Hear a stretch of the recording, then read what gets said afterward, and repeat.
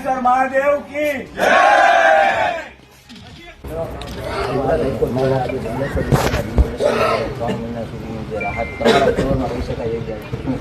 જાજુ તો મારે નથી કેવું કે અત્યારે વિસ્તારમાં બધા એકતા હારે બધા રીએ અને બધાની મહેનત એવું ન કહેવાય કે એક જણાની મહેનત. અને મારાથી તો થતું એટલું જો સોશિયલ મીડિયામાં જેટલું બનતું એટલું આપણે કર્યું. અને એકતા જોયું હોય બધા એમ કે નથી. આપણા જંગલેશ્વરમાં અમારા જંગલેશ્વર મહાદેવ મંદિર છે, બધા કે નથી.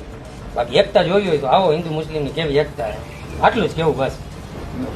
જંગલેશ્વર વિસ્તારની અંદર જે ડિમોલેશનમાં આજે તો આજે ભાઈએ કીધું એમ 2 દિવસ પહેલાં બાઇટ આપી હતી, એમાં કીધું હતું કુદરત, કોર્ટ અને પત્રકાર આ 3 ઉપર સિવાય અમને છેલ્લો અમારી પાસે કોઈ ઓપ્શન નહોતો.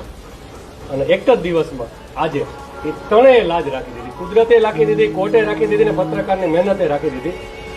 બીજું કે જંગલેશ્વર મહાદેવ મંદિર છે એ નદી કાંઠે આવેલું મંદિર છે. આજી નદીનું આપણે જે પેલું પૂર આવે એમાં અહીંયા અભિષેક થઈ જાય છે. હમણાં મંદિર આગળ આવેલું છે.